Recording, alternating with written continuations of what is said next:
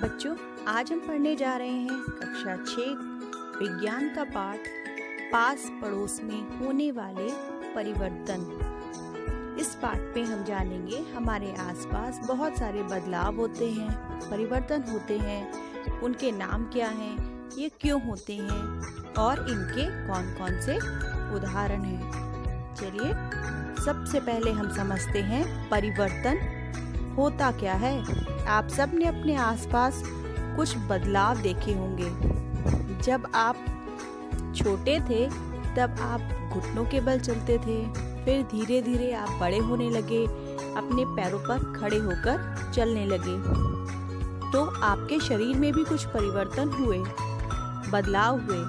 इन्हीं बदलावों को हम कहते हैं परिवर्तन। वस्तु की अवस्था, आकार, रंग, स्वाद, गंध और प्रकृति में बदलाव होते हैं, उन्हें परिवर्तन कहते हैं। सबको पता है दूध का फटना, दिन और रात होना, माचिस का जलना, ये सभी परिवर्तन के प्रकार हैं। अब हम जानेंगे परिवर्तन के प्रकार। परिवर्तन कई प्रकार के हैं। मंद और तीव्र परिवर्तन। पहला है जो धीरे धीरे हो, उसे कहेंगे मंद परिवर्तन। जैसे आपका बढ़ना, एक दिन में तो आप बढ़े नहीं। और तीव्र परिवर्तन जो बहुत जल्दी से हो जाए, कम समय में, जैसे पटाखों का जलना। दूसरा परिवर्तन है अनुकूल तथा प्रतिकूल परिवर्तन। उपयोगी और लाभदायक परिवर्तन यदि हो तो वह अनुकूल है, जैसे फलों का पकना। और यदि कोई परिवर्तन हानिकारक हो, जैसे अचार का सड़ जाना, फफूंदी लग जाना, यह प्रतिकूल परिवर्तन है। कुछ परिवर्तन होते हैं जो निश्चित समय पर लगातार होते हैं, जैसे ऋतुएं बदलती हैं, दिन और रात होता है, उन्हें कहेंगे नियमित परिवर्तन। और कुछ परिवर्तन जिनका समय ही निश्चित नहीं है, कभी भी हो जाता है, उसे कहेंगे अनियमित परिवर्तन। जैसे बाढ़ का आना, तूफान आना, आंधी आना, ये सभी अनियमित परिवर्तन है। प्रत्यावर्तित, अप्रत्यावर्तित परिवर्तन, वे परिवर्तन जिन्हें हम वापस पूर्व की अवस्था में प्राप्त कर सकते हैं, प्रत्यावर्तित कहलाते हैं। जैसे रबर बैंड खींचकर बड़ा किया जा सकता है और छोड़ने पर वह वापस अपनी पूरी अवस्था में आ सकता है। अप्रत्यावर्तित परिवर्तन में यदि एक बार परिवर्तन हो गया तो उसे हम पूर्व अवस्था में प्राप्त नहीं कर सकते। जैसे दूध से दही बन गई तो दही से वापस हम दूध प्राप्त नहीं कर सकते।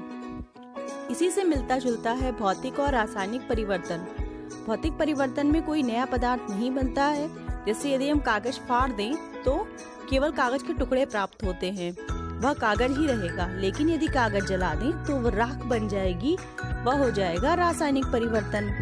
प्राकृतिक परिवर्तन वो होते हैं जो प्रकृति करती है, जैसे बारिश होती है, दिन रात होती है। और जो मनुष्य करता है, मनुष्य द्वारा किया जाने वाला परिवर्तन कृत्रिम परिवर्तन है। जैसे सीमेंट से हम घर बनाते हैं, ईंट बनाना।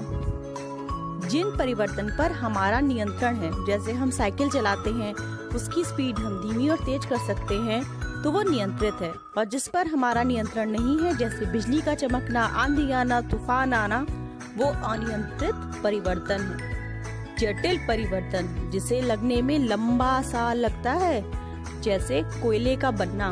वर्षों पहले जंगल जब दब गए थे हमारी पृथ्वी की सतह का नीचे, उसके बाद हमारे यहाँ कोयले का निर्माण हुआ, तो यह जटिल परिवर्तन है। आपसी प्रतिक्रियाएं, जब भी परिवर्तन होता है तो दो वस्तुएं आपस में प्रतिक्रिया देती है, एक दूसरे के संपर्क में आती हैं। जैसे आप पेंसिल छीलते हैं तो ब्लेड और पेंसिल का संपर्क होना जरूरी है, और कुछ दिनों बाद पेंसिल की वजह से ब्लेड की धार भी धीमी हो जाती है, कमजोर हो जाती है।